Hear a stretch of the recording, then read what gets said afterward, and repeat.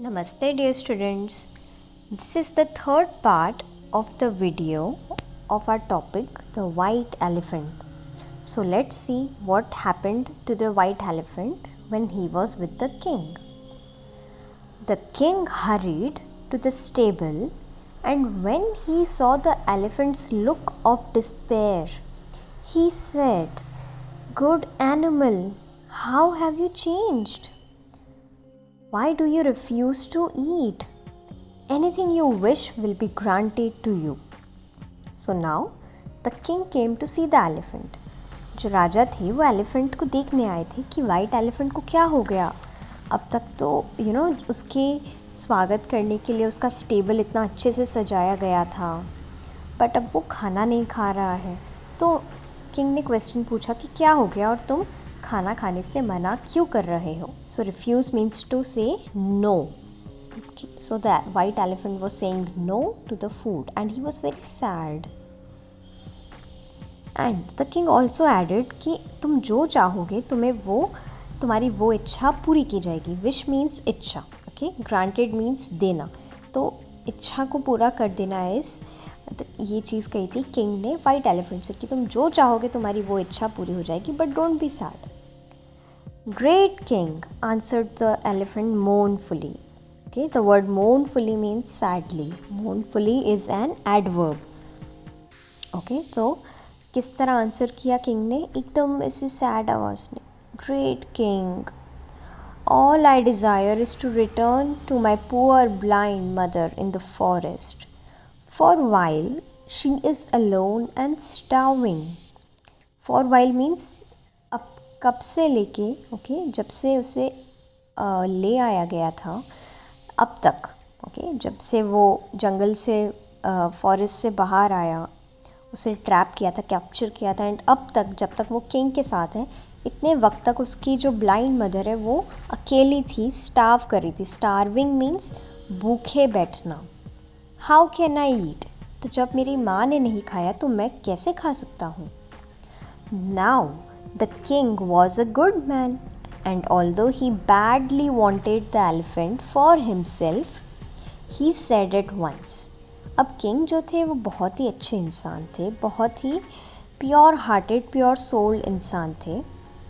Okay, and वो of course white elephant को बहुत दिल से चाहते थे. वो चाहते थे कि वाइट एलिफेंट हमेशा उनके साथ रहे, बट जैसे ही किंग को पता पड़ा कि वाइट एलिफेंट की क्या स्टोरी है, जो उन्हें पहले नहीं पता थी कि वो अपनी ब्लाइंड मदर को उन्हें छुड़वा के यहाँ तक ले आया गया है, तो उन्होंने एक बार में ही कह दिया, noble animal. Noble means a good, a pure soul animal, जो बहुत ही अच्छा एनिमल हो. Noble animal, your goodness puts mankind to shame. Your goodness मतलब तुम्हारी जितनी अच्छाइयाँ हैं उसने मैनकाइंड मतलब man, something related to human beings. इंसानियत, ह्यूमैनिटी, मैनकाइंड को शर्म पे ले आए हैं. शेम मीन्स शर्म.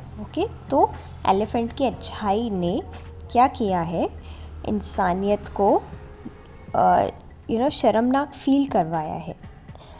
आई give you freedom to return to your mother at once. मैं तुम्हें आज़ादी देता हूँ कि तुम एक बार में ही, अभी ही यहीं से अपनी मदर के पास जाओ. The elephant thank the king with a loud trumpeting and left the city and went crashing back through the forest. So elephant ने किंग को बहुत हैप्पीली थैंक यू बोला, एंड वो बहुत ही ज़ोरदार तरीके से फटाफट उसने बनारस की सिटी को छोड़ा एंड वापस से फॉरेस्ट में गया. When he reached the cave, वो जिस केव के अंदर रहते थे, वो जब वहाँ पहुँचा, he found to his joy that his mother was still alive. तो उसे ये पता पड़ा कि उसकी जो ब्लाइंड मदर थी उन्हें कुछ नहीं हुआ था, अब तक वो जिंदा थी. My son, she said when he told her this story. Mother ने कहा, अरे मेरा बेटा आ गया. You should have listened to me. तुम्हें मेरी बात सुन लेनी चाहिए थी. Human beings have always brought harm to our race. ऐसा मदर ने वाइट एलिफेंट को समझाया एंड ये कहा कि ह्यूमन बींग्स मतलब इंसानों ने हमेशा हमारी रेस को तकलीफ़ पहुंचाई है. Now race, what is race? Okay, race is a group of living beings और ग्रुप ऑफ क्रीचर्स. जैसे एलिफेंट एक रेस है, ह्यूमन बींग्स एक अलग रेस है. ह्यूमन बींग्स के अंदर और बहुत सारे बड़े बड़े मेजर ग्रुप्स होते हैं जो अपनी फिज़िकल अपीयरेंस से डिवाइडेड होते हैं. For example the people living in foreign countries, उनकी अलग रेस होती है. तो उसी तरह हमारी रेस मीन्स एलिफेंट्स की जो रेस है, उनका जो ग्रुप है, उनको हम ह्यूमन बींग्स ने बहुत तकलीफ़ पहुंचाई है. Not all of them mother, he said triumphantly, not everyone mother. Now you all understand कि वाइट एलिफेंट किसकी बात कर रहा है. उसने कहा कि सब ऐसे नहीं होते. एंड ट्रायम्फेंटली मतलब विक्टोरियसली मतलब जीत वाली खुशी, जीतने की खुशी. ओके, सो हैप्पी होके एलिफेंट ने कहा कि सब ऐसे नहीं होते मदर. एंड ये बात एलिफेंट वो किंग की कर रहा है, वो ग्रेट किंग की कर रहा है जिसने उसे परमिशन दी कि वो चला जाए. The king is noble and generous और I should still be in captivity. So now white elephant ने बताया कि जो किंग है वो बहुत ही noble means a very good man, कि जो बहुत अच्छा सोचते हैं, वो बुरे नहीं थे. उन्हें पता नहीं था कि क्या स्टोरी है वाइट एलिफेंट की. ओके, नोबल एंड जेनरस मतलब कि वो नरम दिल के इंसान है एंड वो हमेशा सबका भला सोचते हैं. और I should still be in the captivity, और अगर वो ऐसे नहीं होते, अगर वो अच्छे इंसान नहीं होते तो मैं अब तक कैप्टिविटी में होता. कैप्टिविटी मतलब जब हम किसी को अपने पास ज़बरदस्ती रख देते हैं, छुपा के रख देते हैं, and that is captivity. Let's forget the treachery of the forester and think only of the king's goodness.